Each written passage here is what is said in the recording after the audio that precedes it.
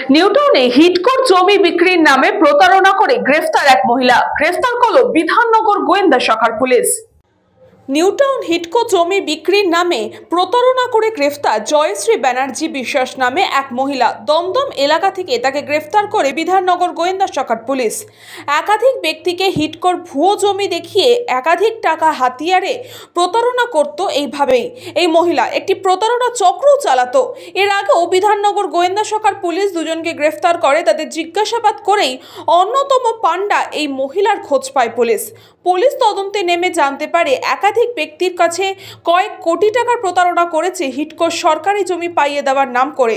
উপযুক্তকে আজ বারাসাত আদালতে পেশ করা হয় এবং নিজেদের হেফাজতে নেওয়ার আবেদন জানায় পুলিশের পক্ষ থেকে।